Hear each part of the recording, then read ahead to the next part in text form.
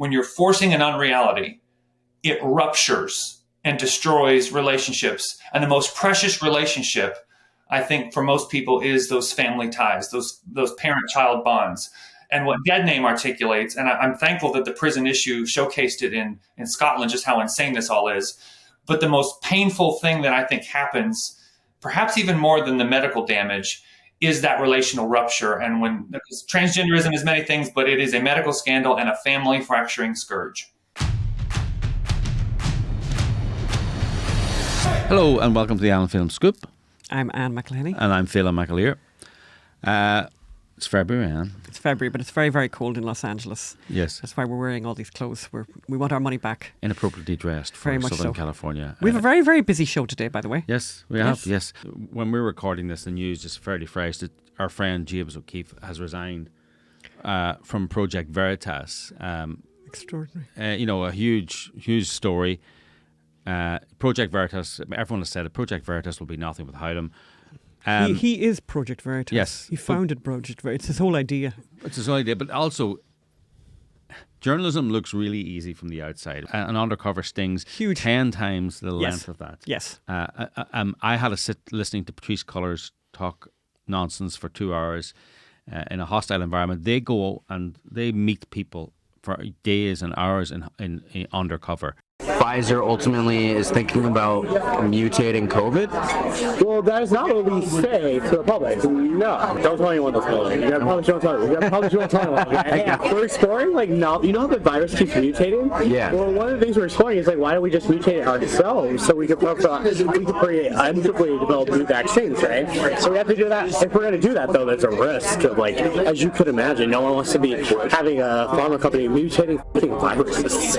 James always said to me, I've been a friend of James's for 10 years. James always said to me, his biggest desire in his life is that there are lots of Project Veritases, right?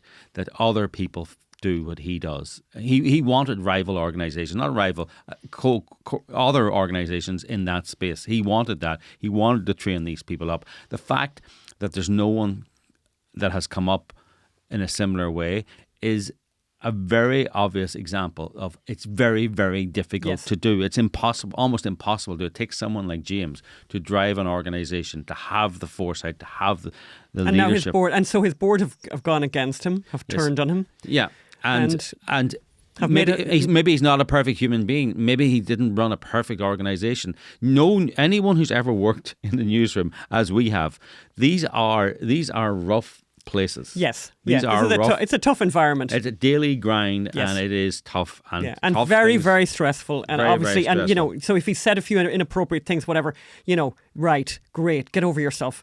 This is it's a very tough environment. But it's also very James. My problem is James also had a strategy.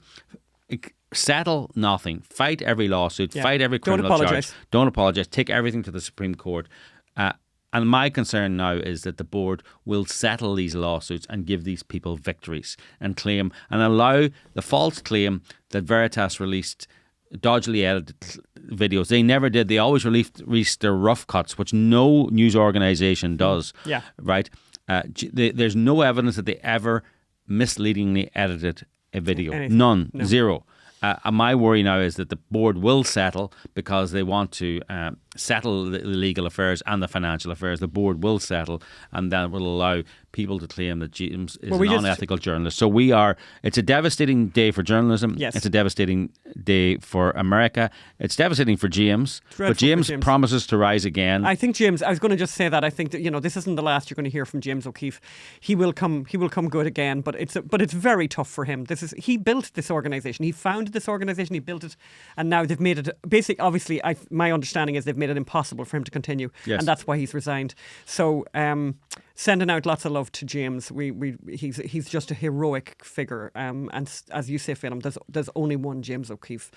But unfortunately, by the way, James wanted more James O'Keefe. Yes. Yes. And this is not an encouraging thing for other potential James O'Keefes to find this kind of thing happen. So yeah, look, you can run a news organisation where it's two people, a man sitting at a microphone. You can be a shock jock, and you can even be Joe Rogan and interview someone for 3 hours, right? that is not that's stressful enough, by the way, right? You can be a shock jock, you can be Joe Rogan. These are stressful jobs because you have to get the right guests, you have to do the right research, you can't be wrong. But like, try and think about these people are covering something up. That organization, right? We have to get in there, get into someone's confidence, get an intern in there, get someone to meet someone for dinner, secretly record it, make sure they're safe, make sure that the recording works, that there's enough backups, make sure that we have legal coverage, that we're not breaking the law. This is rough, but so all these conservative organizations that run news divisions or whatever, it's called journalism. They just rewrite. They say, look what the Daily Mail did today, even Fox to a certain extent. Look what the Alexandria Ocasio-Cortez said today. Isn't that awful? That is a type of journalism, and we've all done it. But creating original content, there's almost none of it in the conservative space. That's what we want to do. That's what we do. We create movies, we create plays, we create podcasts. It's tough to create original journalism. It's time consuming. It takes leadership. But it matters. It takes It drive. matters a great but it way. really matters. It's all that matters. And the loss of James O'Keefe is a huge loss to progress in America. But James will rise again. And I'd like to be by his side. So when I finish this, I'm going to give him a call, and hopefully we can work together. Actually, funny, he asked me a few times to go undercover for him. He says, you'd be surprised. He says, I have really famous people undercover, and no one recognizes them. People are less well known than you think you are. So maybe you'll see me in one of those undercover videos sometime in the new James O'Keefe, whatever he creates after this. All the best, James.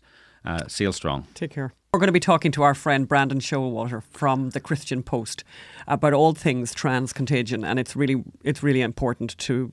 It's funny, actually. I just want to say this about the trans issue. It's one of those issues that you just don't want to know anything about, but you have to. Yeah. We have to know, and we have to be involved. And no better person than Brandon. And no better person than Brandon, who's really devoted an enormous amount of energy and time to this issue. We should be really worried. Or should we be really worried about UFOs? Yes, we should, but not for the most obvious reason. Yes. And water everywhere, but not a drop for your lawn. See what I did there, Anne? Mm-hmm. Bit of poetry. Mm-hmm. Ancient Mariner, I believe, Coleridge, or was it Shakespeare? The left are coming for your lawn. They hate suburbia. They hate you. They want you to live in a 99-story apartment beside the motorway. And they hate your lawn. So we'll be looking at that. And rewriting history. The left apparently think it's a great idea. That's what we should be doing. And the Seattle riots, we'll bring you a lesson in getting away with mayhem. Actually, maybe getting away with murder, actually, when you think about it. Yes. And we have a totally inappropriate recipe for this week, but I'll tell you why it's okay. So let's go over to Brandon now and hear more about the trans contagion that is taking over the world. So we're very, very happy to be joined now by Brandon Showalter, our dear friend from the Christian Post, who has become an accidental, I think, I don't know, you can correct me, but somehow an accidental expert on this trans contagion and has appeared recently in the documentary Dead Name. We want to talk to him about that. He also has a book coming out quite soon. He'll tell us the details about that. And we just want to hear his thoughts on we've been talking earlier in the show about things that have been happening in the UK, crazy things going on in the UK, lots of crazy things going on in the UK.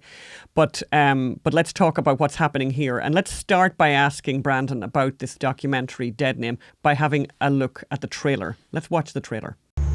If you want girl parts and you don't have them, you can do special surgery where they turn your penis inside out and there's a vagina inside. The preschool sends out a letter to all the parents announcing one of our students is now Rosa, and we would love you all to come and celebrate and support her. And he was 4 years old. I didn't even know if he knew what a pronoun was. I go to the daycare a week later to drop him off, and it's Rosa is written on the entrance sheet where I have to sign. Rosa's on his cubby. It's everywhere. And they would just look at me and listen. They would say, Helen, you should really learn to accept this and celebrate it. And I'm like, celebrate what?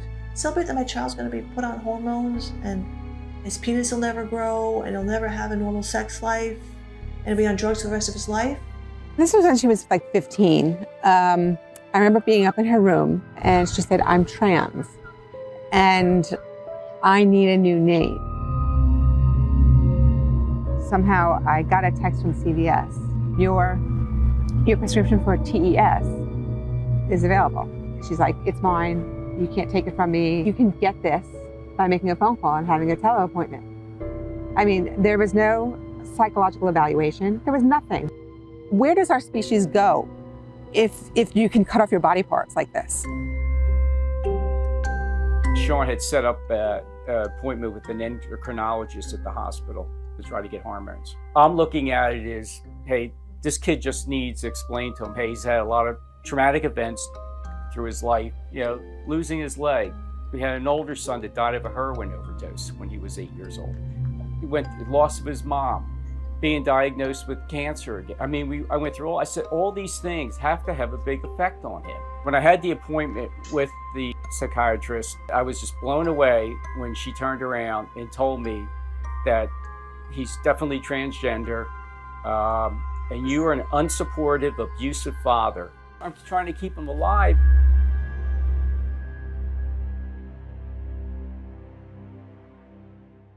Brandon, talk to us about this extraordinary documentary. And welcome, by the way, and welcome to the podcast. Thank you, Ann and Phelan. Appreciate the opportunity to come on. Most people, when they see the trailer, they feel particularly horrified and aghast, especially that poor dear young boy at the beginning, little Jonas, talking about transgender surgery on the genitals. I mean, what 4-year-old child should know a single thing about this? And here it is. He's talking about it knowledgeably. But the film Dead Name by Broken Hearted Films on deadnamedocumentary.com is about how transgender ideology fractures families. I think we're seeing a rash of states now start to pass laws to restrict gender-affirming care, which is, experimental medicalization of puberty blockers, cross-sex hormones, and body disfiguring surgeries. This horrible medical scandal. Some states are finally taking action as this is being pushed. But what has gone, I think, unexplored, but it's been like my life on the front lines of this issue, is hearing from families who've been ripped apart by this. And so I was approached in 2021 early by a filmmaker who wanted to give parents a voice, who she'd seen a speech that I'd given in Louisiana the year before, and she asked me to be a contributor. And when I explained sort of how it has been for me journalistically engaging with these families, and I've lost count how many moms and dads have called me over the years if they found my work at the Christian Post, just desperate to save their children from irreversible medical harm and the indoctrination that's happening in the school systems and on social media and everywhere. So it was just kind of this thing where she just had to, she wanted to see if she could give the parents a voice and humanize the issue, aside from all of the legislative considerations that are now finally starting to happen.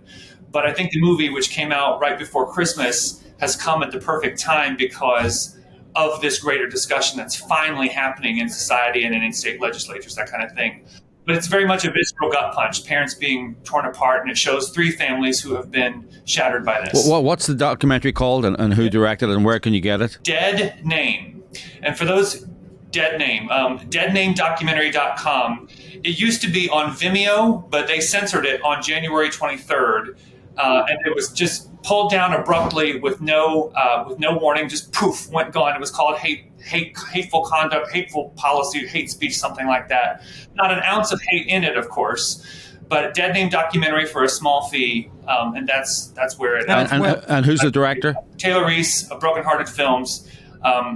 It is so powerful. So can you tell us, Brandon, about, I think that the stories are incredibly sad in this documentary, but particularly the story of Bill, whose can you just tell us that one story? It's heartbreaking, and I know you've said to me before that every time you see Bill on screen, you just you begin to tear up. What an extraordinary story. Can you just tell us about that? Sure, absolutely. The film does profile 3 families, Helen, Amy, and Bill, all of whom have they're connected by these common threads of how their families were ruptured when this transgender dogma invaded their homes unexpectedly, suddenly. But I think Bill's story, they're all heartbreaking, but Bill's is probably the worst. And I don't want to give too much away because I do hope that everybody goes and sees the film, because you need to acquaint yourself with what this ideology does. And it needs to be removed from these kind of esoteric philosophical discussions about transgenderism and whatnot, because there's a real human and family cost. But Bill's son who survived a number of traumas throughout his life, among them the death of his mom, the death of his older brother, childhood cancer, and then got diagnosed with stage 4 colon cancer as I think 18 or 19, as a late teenager. And then when he went off to college, of course, he's traumatized from all of these other tragic events in his life. And he hated his body because he lost his leg due to the cancer he had as a child. So this kid's just been through much, and I think hated his body. Became convinced by a bunch of transgender activist roommates, I believe, who were girls, who helped convince him that he was himself transgender. And Bill really didn't know how to take it, because he's clearly thinking that his son's just clearly troubled in light of all that he has endured. But all of the institutions, and this is typical when families go through this, undermine and marginalize parents with concerns. Bill tries to ask questions. They go to see a psychiatrist at the hospital, and the psychiatrist basically tells him if he doesn't, support his son as his daughter, that he's unsupportive and abusive. And Bill's just trying to navigate this as best as he possibly can, because he's just been walloped by this unexpected announcement. And then there's all of these medical implications where, and keep in mind, he's got a cancer diagnosis. So this won't give too much away, but there's a psychiatrist on camera where you get the feeling that she's actually suggesting that modifications can be made to a cancer-stricken, young adult to go on hormones, which will then ignite cancer. But it just shows you, thankfully, and in Bill's case, and I won't give away the ending, but an endocrinologist was able to put a stop to doing there was some sane doctor there who was able to stop doing anything hormonally with Sean for that part. But you just see how layer upon layer, institution after institution was willing to just bulldoze any of Bill's concerns. And that's typical for families who are in this. It's funny you should talk that. I'm just reading Graham Linehan, who wrote Father Ted. He has a newsletter come out, and he just highlighted an article that's in the Daily Telegraph in Britain today, and it's about the Tavistock Clinic. And there's a whistleblower there, and she in a book, and she points out that clinicians inverted commas, quotation marks, ignored evidence that 97.5% of the children seeking sex changes at Tavistock had autism, depression, or other episodes or other problems that might explain their unhappiness. The book also claims that children referred to the Tavistock were far more likely to spend time in care, to have a father who is a registered sex offender, to have lost a parent or through death or separation, or to have 5 more associated features such as an eating disorder, anxiety, depression, self-abuse, self-harm, or bullying. So, just like that young fella there, who lost the leg in cancer and all that, you must only affirm this one aspect of their troubled life. Mm-hmm. And it's the most destructive of all, as opposed to getting some counselling, a bit of antidepressant, medication, whatever is suitable, counselling, summer camp, They're not, it seems like they're not underlying, any of the underlying conditions are not being addressed at all. Everything gets lumped into this one thing, and they immediately start transitioning people without actually treating them for mental health difficulties. It's really horrific. And do you see is there any hope out here? The medical establishment seem to be in unison. Are there any bright sparks on the medical landscape? I think there are some bright sparks, and what Phelim articulated there is very typical. I've seen there was a thorough review done by Dr. Hilary Cass in the UK about the Tavistock Clinic and the shoddy record-keeping practices and the inordinate amount of young people who are on the autism spectrum being treated in this way. That's the same as it goes here. You're right that the medical establishment, the academic medicine types here, and our all professional societies captured by this dogma. And yes, gender confusion, dysphoria, body dysmorphia, whatever you want to call it, it is a psychiatric comorbidity. In all my years of covering this issue, I've never seen anybody, not one, who who is presenting with some kind of psychological distress over their body, over their gender, confusion, whatever. And there's always some sort of other cluster of mental health ailments or conditions or psychiatric comorbidities. So, if you treat those, the gender confusion almost always resolves on its own. So this is like, I don't think this is just my personal opinion, and I'm not a psychiatrist, but I don't think there's a single person who just has gender dysphoria and that's it. There's other things going on in the person's life. Bright spots, yes, there are some, thankfully. I mentioned a moment ago that there are states now getting the clear read that this is so damaging and harmful. As Europe is backing away from this experimental treatment protocol, some U.S. states are now taking, the state of Florida did a medical board review and has restricted this. Conservative states, Arizona, Alabama, Arkansas, recently Utah and South Dakota, and we might soon see Nebraska and Oklahoma do something similar. But there was a whistleblower recently that I thought is the biggest bright spot out of Washington University of St. Louis, where in the Free Press, Barry Weiss's publication, she detailed in granular detail the horrifying lengths to which gender clinicians would just push and pressure parents into doing this to their kids with no oversight. Just horrifying. I totally recommend that they read this whistleblower's report in the Free Press, because I wept when I saw it, because it's like, finally, all the stuff that we've been screaming about for years, that I've been writing about, we're hearing it from someone who identified herself as a queer woman married to a trans man and has politics to the left of Bernie Sanders say, yeah, it's all true and probably worse. So that's the truth is, finally, we've punctured through the media, the mainstream media blockade, who's been lying through their teeth about this for years, and mainstream coverage starting about the medical issues. But with Dead Name, I think Dead Name is kind of a forerunner film, because it's actually showing the family fracture and the social rupture, which will take years to unpack. Yeah. I mean, we're going to be dealing with the carnage of this for a long time. Well, it's a bit like the satanic abuse controversies of the 80s and 90s, repressed memories. I mean, there are families that are still destroyed because of that, and no one's really been held accountable for planting false memories. And now this is false. It's not planting false memories. It's planting false syndromes in people's minds that can only be cured by this surgery. And you're right that gender stuff is seen as the solution to all these other problems. Somehow you just immediately affirm, and that's it's a panacea. It's going to take care of all your other mental health struggles. But it's a lie, because no one has ever been or ever will be born in the wrong body. There certainly are people that are troubled in this way, and I have compassion for those folks. It has to be a torturous nightmare. I know people who have struggled, and their families have struggled, where their children were very confused about who they were, about their body. And let's get them some counseling and some help. Look, it has to be hard. But at the root, it's all a lie, because no one can prove that you actually have been born in the wrong body. How can you possibly? It's a metaphysical claim that just. Yeah, but it's not. You are your body. Your body is you. And it's not the first time, but it's like, what struck me recently is this isn't the first time that science, that all of the wise people and all of the institutions haven't come together and coalesced and agreed on a really bad piece of, bad idea, like eugenics, basically. I think the last time we had something similar to this, and Phelim's right about the repressed memory was quite a similar thing, but eugenics is a very good example of a similar craziness. And all the right people, all the best people agreed on eugenics, Wendell Holmes, 3 generations of imbeciles is enough. I mean, that was the Supreme Court. Right. I mean, this is we have history here. We have precedent here for complete madness. I mean, actually, Brandon, something struck me over the weekend. I saw this on Twitter, and I didn't fact check it, so maybe I shouldn't be saying it. It's very similar.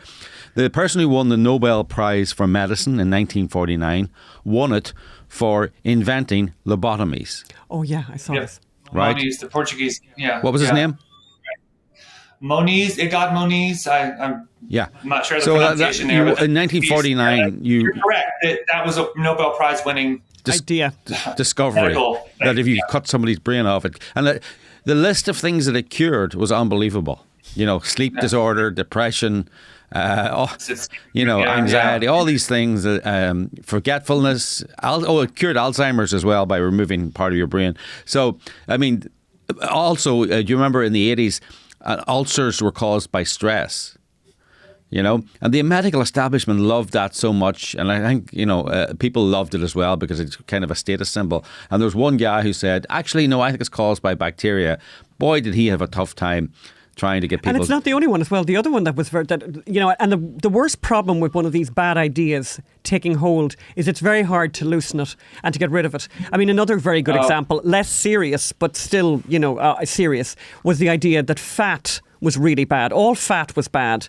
And so they removed fat from all kinds of foods and they replaced it, because fat is obviously very tasty, they replaced it with sugar, which actually is the killer. Sugar is the problem. But if you look in supermarkets today, everything is low fat. They continue to have that. Yes. In fact, my complaint is that Costco, it's impossible to get yogurt that is full fat. Are you listening, Costco? Yeah, Costco, you've let me down on that one. But, you know, obviously in this situation... When you've lost Anne McElhinney, you've lost America. This is it. Costco. But this situation... Brandon, what do you have advice for people who... I mean, the story, as you say, that we featured there from the trailer for Dead Name, where you have this tiny little person who's 4 years old, and I've got headlines all over the place, by the way. These stories are everywhere. 4 and 5-year-olds being exposed to this ideology. I mean, is the only solution for parents really to homeschool? No, because I know even some homeschoolers that have gotten mired in this. I mean, obviously, I know parents who have helped their children desist from this kind of confusion. And what they did was withdraw their children from public school and sever all of the influences in their child's life.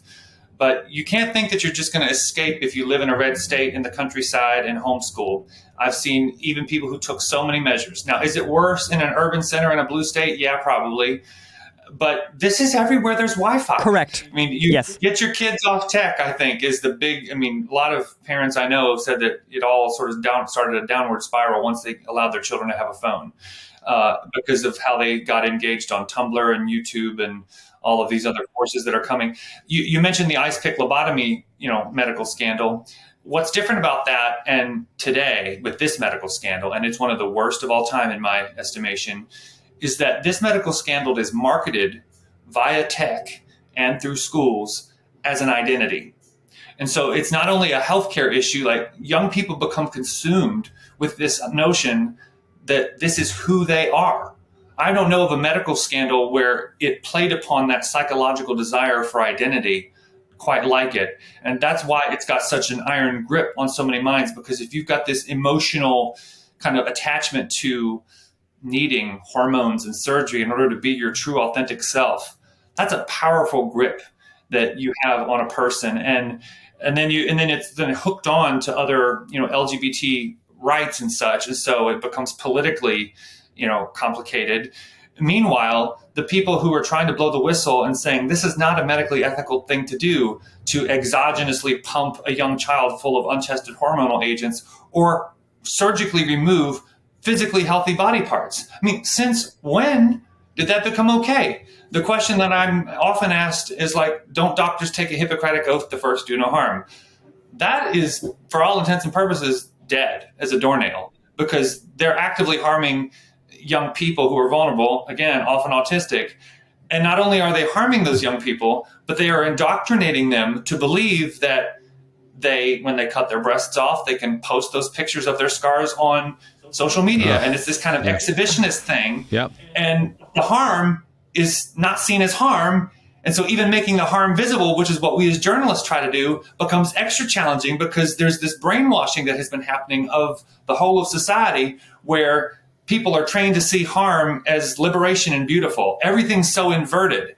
But, you know, I think parents have to do absolutely everything they can to, you know, tell the truth to their children on a daily basis, tell them there's nothing wrong with their bodies, and that this dogma has infected their institutions. They have to be very sober-minded and explain what's happened, but keep them away from this stuff, because it's confusing children, not only who are in the throes of puberty, and that's a confusing time for anybody, but especially if they're very young, when children are just at the time where they would be, you know, be put on puberty blockers or something, or just before that, they're just learning their cognitive sort of reality testing abilities. They're still forming those.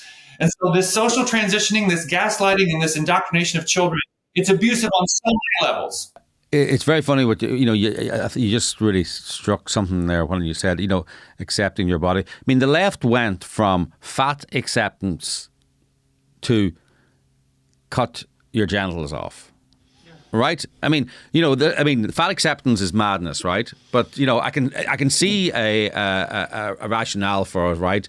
And but there are health risks associated with being overweight, as I know myself personally. Diabetes, COVID was particularly sore on people who are overweight. So the fat acceptance, harmed people, but I can see the rationale for it, and they tried to invent a medical rationale for it. It's wrong. It is harmful, but there are many more harmful things. But they went from accept your body, the way it is. This is who you are. This is to order to be your true self, you need to cut your genitals off and your breasts off, and it's like and take hormones and take every kinds of untested medical treatment. But no one in the far left is saying there's something not right here. Yeah, because it's a mania. It's true. There are radical feminists and some lesbians that talk to me a lot who are raising the alarm. But I'll say that I think the political dynamics, and I won't bore your listeners with any of my personal opinions about this, are quite complicated. While yes, it's Republicans who are pushing back and putting forth some of these bans on this stuff at the state level. I hear from a wide variety of people in Phelan, where the Democrats who are very opposed to this and they can't, and the Democratic Party is of course championing this, but there are also some very craven Republican things that they're taking money from big pharma, and you just like, what's really driving you just start to wonder about sort of all of the forces that work here. That crazy. When you talk about the political aspect of it, obviously there was some, there was a bright spark in Scotland recently, where the most leftist possible, First Minister in Scotland, Nicola Sturgeon, who has resigned because of this, because her situation was untenable. Well, let's explain what happened there. Yes, so yeah, I'll give a background of it, because I've been following Miss Sturgeon. Progressive Scotland is one of the most progressive parts. Is the most progressive parts of the UK, because basically they don't have to pay for anything, because all the money comes from London, and they get more money every year because we're going to go for independence next year unless you give us more money. Oh, thank you, give us more money. But anyway, so they become more and more progressive, and they brought in this gender recognition bill where the only thing was you could say, I am now a woman, and 3 months later you have all the access to all the women's places and all. Actually, I think it was quicker than that. Actually, I think all you had to do was say it, and it was true. And then when this came to the prisons issue was especially but this went. The UK government, central government, intervened and said, we're not allowing this to progress any further because it goes against our equalities, whatever it was. They just go, no way, right? And Scottish nationalists, they're like a militant movement. They control all of Scotland, and they were delighted because it showed them to be progressive against the Conservatives, and it showed also that they need independence to carve their own path. And that was fine. And of course, the media were craven, and they don't have a backbone, and they wouldn't explain. They were, the Scottish nationalists were saying, "Oh no, it's there's all these safeguards," and there were none. Of course, they were making it up.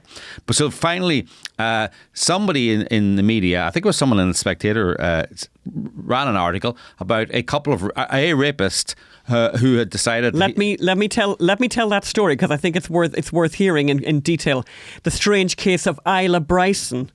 A Scottish man who identified as transgender was found guilty of raping 2 women, and decided after he raped the 2 women and was caught that he would then identify as a woman so that he could be housed in a women's prison. And the Scottish authorities agreed with that. Yes. And this guy, by the way, Isla Bryson, who previously was Adam Graham, 31, began identifying as a woman. Stop dead naming him, huh? Yeah.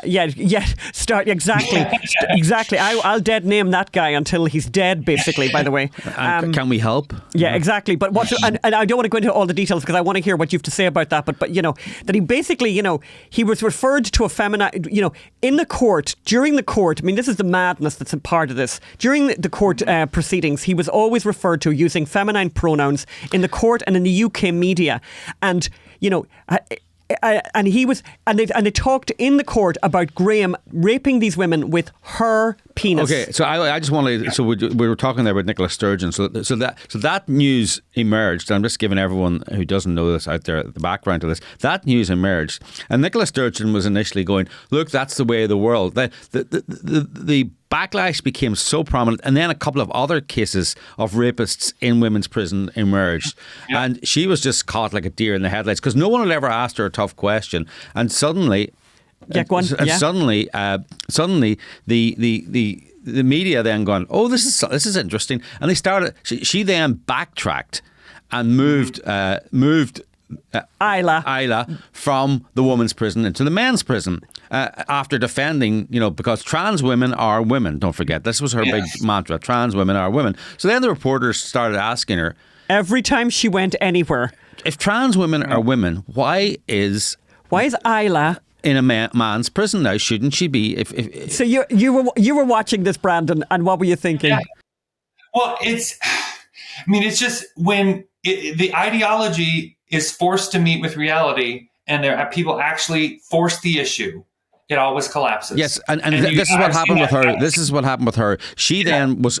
Her life was made a misery, and Nicola Sturgeon. She had no answer to this question. It was going to keep going, and of course, these rapists. Of course, the word got out, and more and more of them were declaring themselves as women and to get into women's prisons.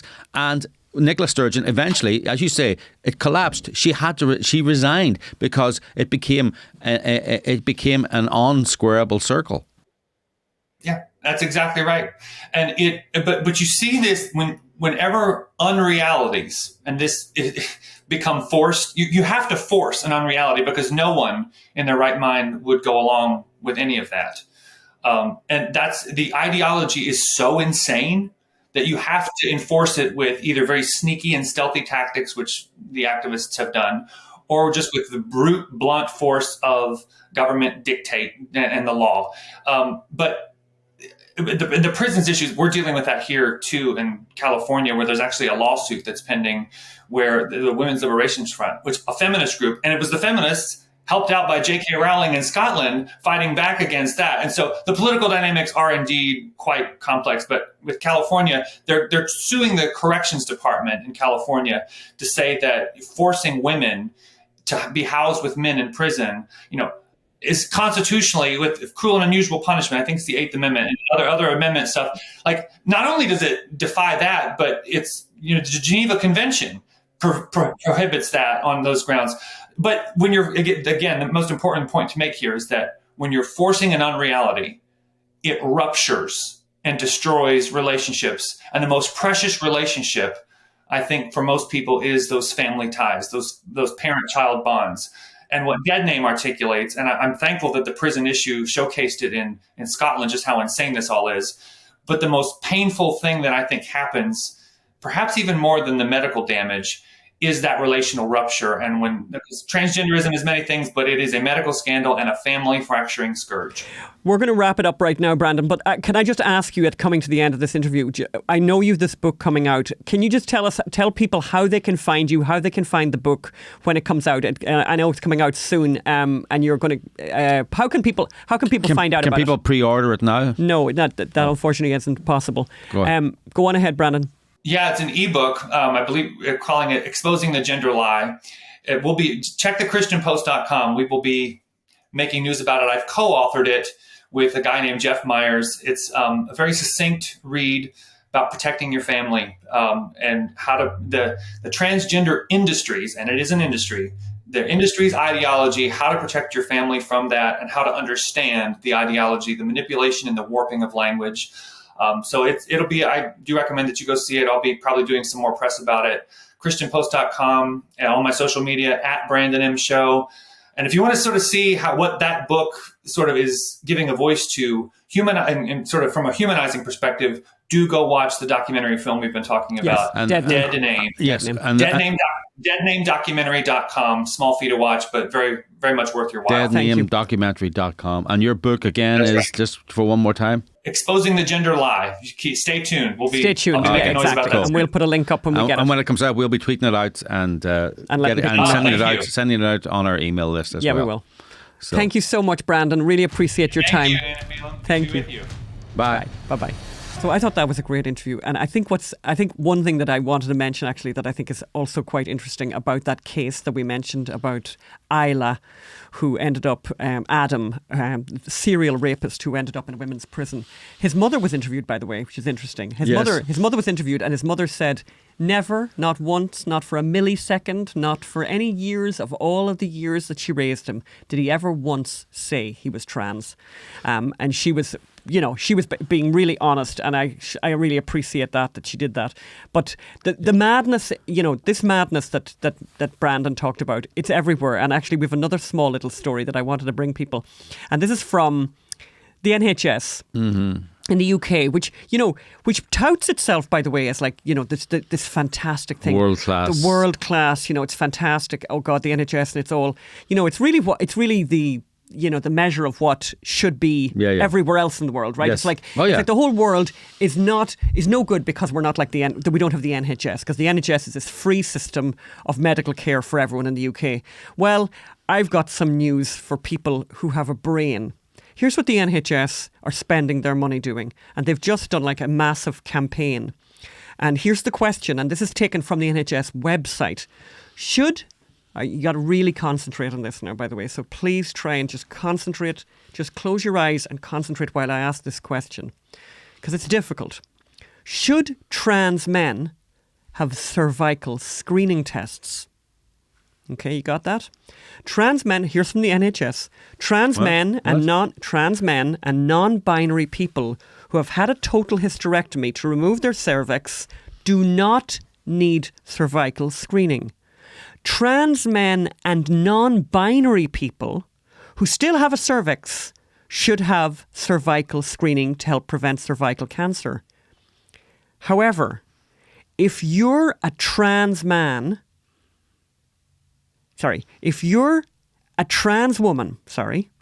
or non-binary person, assigned male at birth, you do not need cervical screening as you do not have a cervix. So you heard it first here. So we just thought we'd bring you that. I never thought about that. No, I know. It's incredible.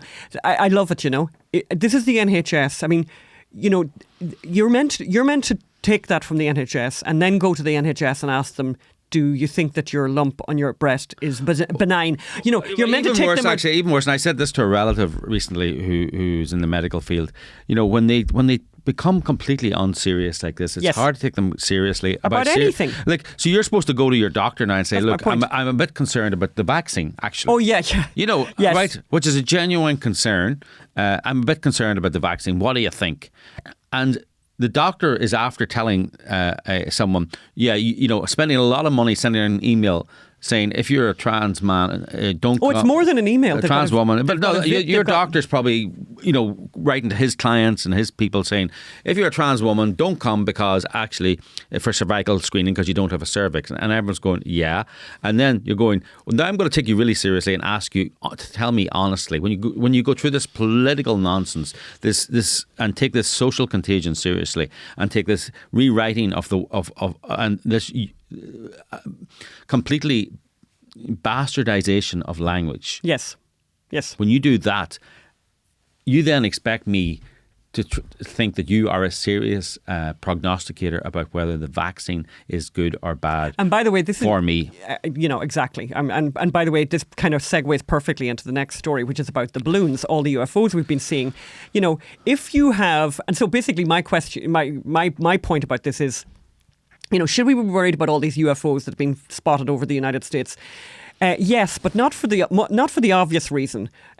We should really be concerned because it turns out, looks very likely, that after the Chinese, spy balloon, after that, the other balloons that were spotted, apparently were hobbyists' balloons, basically. Yes.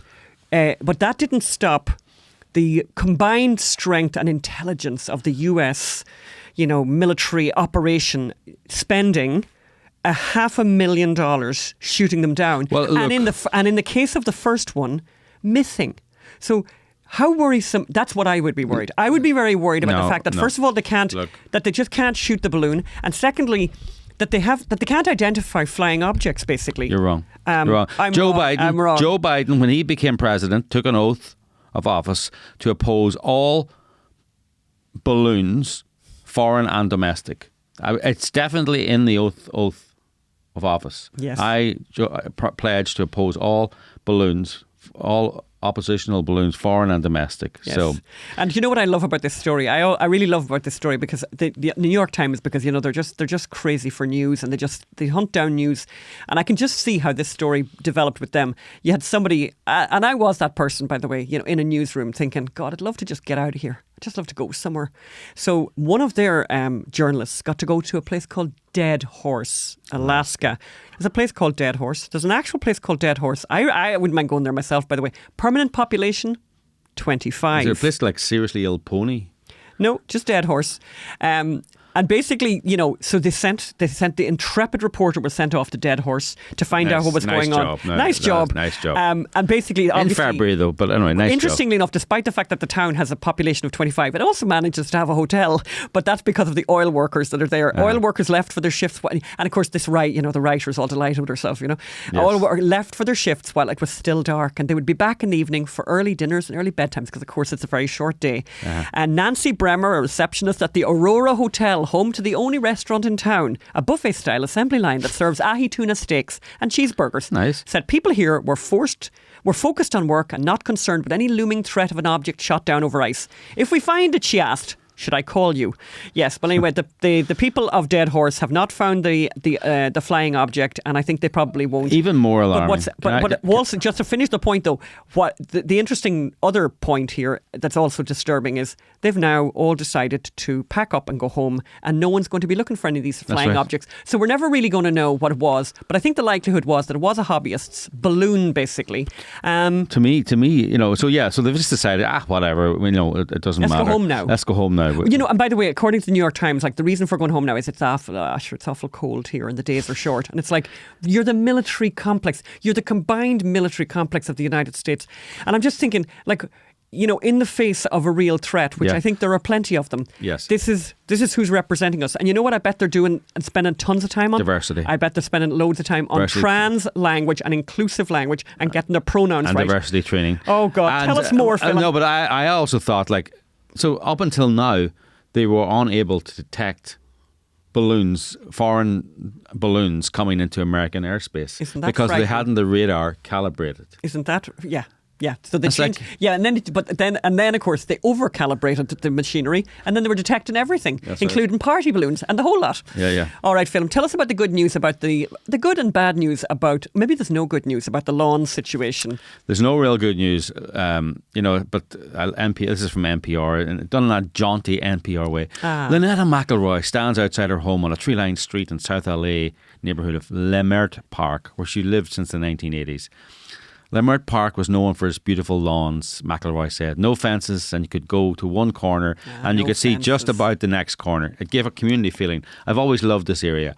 It took a while to get home in this area, needless to say. Leimert Park has long been a centre of Black Los Angeles, a testament to the possibility of American dream. Then they do this thing, of course, it was all racist and blah, blah, blah. But anyway, Leimert Park is this kind of posh black part. Actually, it's not upper middle class. But now, because of the water shortage. Oh, there's a water shortage. Yes, even though it's been pouring rain for 2 months. So just for those of you who are not from here and aren't in touch with the madness, it poured rain at a wild rate, to the extent that the ice pack is crazy good. And by the way, one of us is going to be going skiing and seeing that ice pack. And we'll be bringing photographs, hopefully, at the end for next week. Why would it be that all that water would fall and they still would have a drought? And the answer is... because all the water runs into the ocean. That's how they've organised it here. They're so smart. And this is a desert, by the way. We're actually in a desert. So actually collecting water would be a great idea. But also they're never, ever going to capture it because, and they can't build any more reservoirs because environmentalists won't let them. Because that would affect the smelt. Yeah. Actually, funny. The reservoirs would capture the water, right? But because that would involve, putting water over plants or whatever that. But also, funny you should mention this. So the reason that really caught my attention, the one line like, and of course, this is typical NPR, right? Yes. There's all this stuff about yeah, they buried how much water's they've falling. buried the story. Yeah, and it's like, well, Southern California cities are already doing a lot more with a lot less. And this is the line. The city of LA actually uses less water than it did in 1970, despite its population growing. And I'm going like... I understand that. They have because they've terrorized people. They've terrorized people with the drought, and they've said to people, don't wash, basically. And a lot of people here are into that and listen to what they're told to do, and they probably aren't washing. Well, you took it. But during the last drought, remember we were told to drop our usage by 18% or something, and everyone took it really serious. I think they did drop it by 25%, and then they just increased the prices by 25% to make up for the lost revenue. Yes. So everyone's going, why did I do that? Why did I become part of this movement? But I want to know more about how we're losing. I mean, we're using less water than we did in 1970, despite the massive population growth of LA. But actually, then you go over to the LA Times, and Gavin Newsom is seeking to waive environmental rules in the Sacramento San Joaquin River Delta in an effort to store more water in reservoirs, a move that is drawing heated criticism from environmental advocates who say the action will imperil the struggling fish population. Oh, dear. That's the Delta smelt. That's the Delta smelt. And of course, you get all these fact checks saying this thing with the Delta smelt doesn't exist. It does. They release trillions of water every year so that the Delta smelt can feel not offended and not under threat. And it's like... Madness. But there's loads of madness around. Another piece of madness from this week was Roald Dahl, brilliant Roald Dahl, who wrote all those wonderful books for children, is the latest target of the attack of the wokerati. Yeah. So several of the most iconic characters in children's literature, including Augustus Gloop, Oompa Loompas and Mrs. Twit, are being described with more inclusive language after publishers made edits to some of the authors' books. Puffin, the prestigious children's publisher, and the Roald Dahl Story Company, which Netflix acquired in 2021, I love this line, worked with sensitivity readers to review Dahl's texts and give them an update so his stories can continue to be enjoyed by all today. The edits generally focus on removing potentially offensive language related to gender, race, weight, mental health, and violence, according to The Independent. Can I just give you a definition of what a sensitivity reader is? Oh God, please.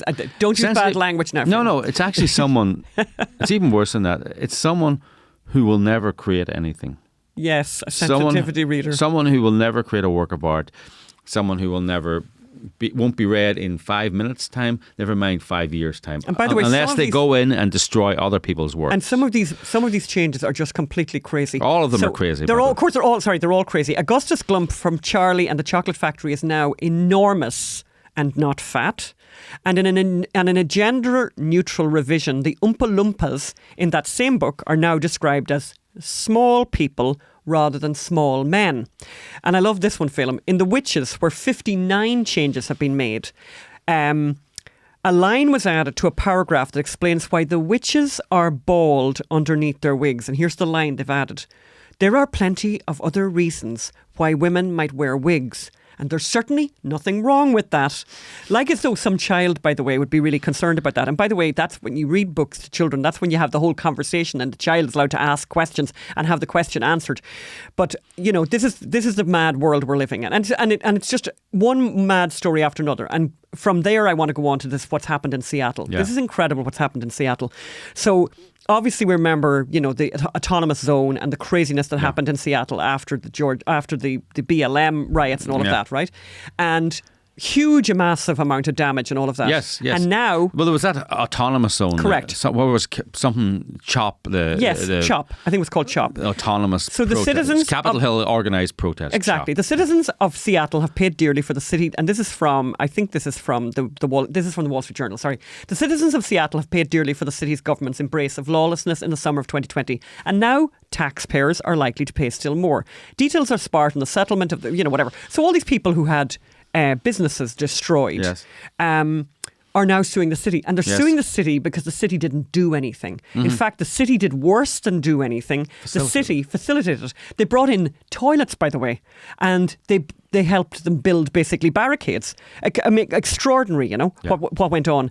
But there's two things that struck me in this story. But the really extraordinary thing that happened. I have to do this. So the Wall Street Journal notable and quotable section, which is I'd always love, is where they have this writer who goes through the newspapers all over the country, and so he's looking at reports from the Seattle newspaper. What's it called, Philip? The Seattle, what's it called? Yeah. From the Seattle Times, yes. Right? And the reporter is called Mike Carter. And here's a beautiful thing, right? Because Mike Carter is writing about these new suits that have been launched by these businesses. So, and this is from Notable and Quotable. Mr. Carter's report continues, and some readers may wonder why this next paragraph starts as it does, given the way it ends. So listen to how this paragraph starts. While CHOP was mostly peaceful, remember mostly peaceful, there were instances of vandalism and sporadic outbreaks of violence, including fights. Who hasn't? An attempt to torch the abandoned police precinct, and at least 4 shootings that claimed 2 lives of 2 teenagers, including a 16-year-old boy whose death led to the end of the protests. Mostly peaceful. Mostly peaceful with 2 dead children, right? Mostly peaceful with 2 dead children. And if you don't think that's bad enough, it actually gets worse. So what's recently been discovered through these court cases is, because obviously they've done discovery and they've been asking the police what did they do.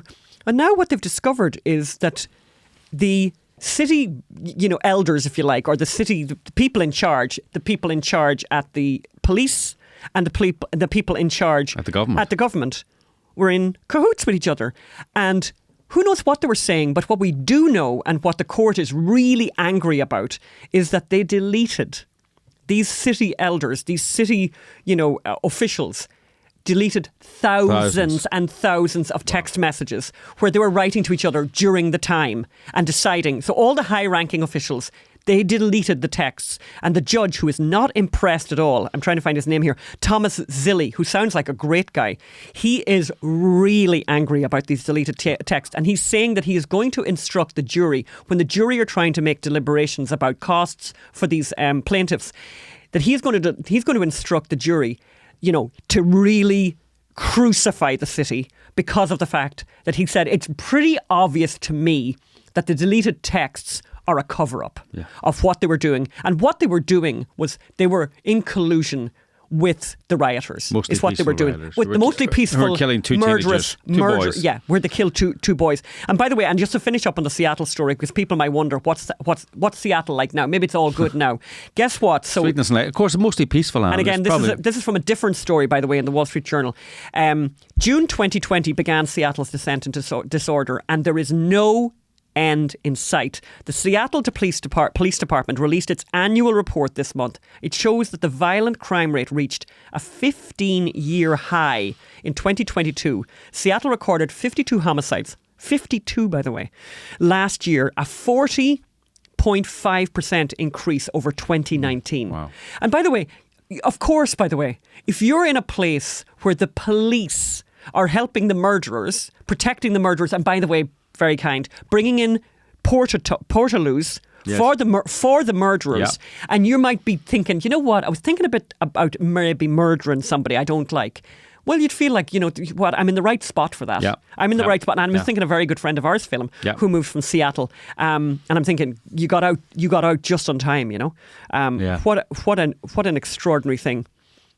What's next, Phelan? What's next for us? I think we're on to the recipe. Yes, we are. Oh my God. So the inappropriate thing about the recipe, by the way, can I just say, is that clearly, as you probably all know, and if you're watching this on Wednesday, and by the way, for those of you who write in the comments and say that the Wednesdays are made up for you, that Wednesday's made up for you because of the fact that we are alive on your screens. Yes. This Wednesday, obviously, Wednesday is Ash Wednesday. Now, the recipe today is for a very nice cocktail. However, this cocktail was not made on Ash Wednesday. It was made in advance of Ash Wednesday. Yes. But even that, obviously, that doesn't completely exonerate me, really, does it, for having a cocktail during Lent.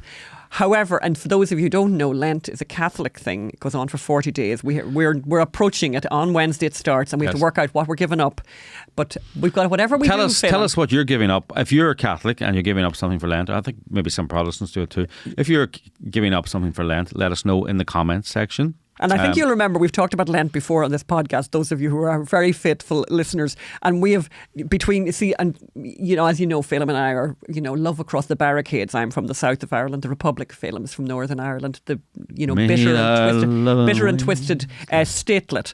And what we've discovered, interestingly enough, because there's a lot of cultural differences, and one is there's even cultural differences among the Catholics. Apparently, these ones in the north of Ireland take Sundays off.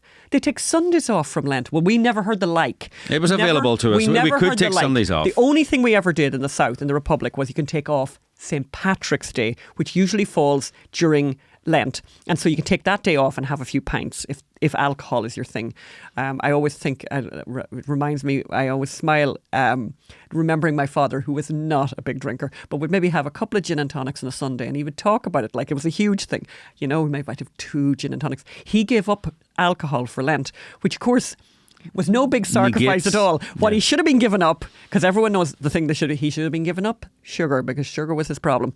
Now, I want to do this cocktail anyway. Yes. So, and I would say to you, the other way that I can exonerate myself from doing this during Lent is that you'll have the recipe for after Lent. Yes. So it's something to look forward to for Easter, and you can buy in the alcohol. And buying in the alcohol itself actually is quite expensive. And I do want to explain that the one advantage, even though that buying in the alcohol for this cocktail might seem like an awful lot of money, is you'll get an enormous number of cocktails out of it, by the way, because the quantity is small. So here's what it is. The cocktail is called, and again, seems very inappropriate for Lent, by the way, it's called Naked and Famous. And what it is, and it's kind of a riff on another cocktail called The Last Word, which I think we did before on the podcast. And The Last Word is a prohibition cocktail. So this one is a riff on that. And what it is it's equal parts. And you'll see Phelim is making this cocktail for me today, which is fabulous. And if we look at the screen now, basically, so it's equal parts mezcal, Aperol, yellow chartreuse. I couldn't find yellow chartreuse, so I used green chartreuse and lime juice. So mezcal, Aperol, chartreuse and lime juice. First of all, you're going to fill your cocktail shaker with some ice, and you're going to just use, I'm using three quarters of an ounce of each of those. I think I'm hoping to get 3/4 of an ounce of each of those. You're going to throw those in there. You're going to give it a lovely shake and pour it up into your cocktail glass, and it's delightful.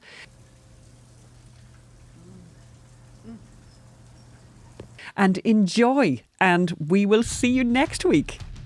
Okay. Bye. Thank you. Bye.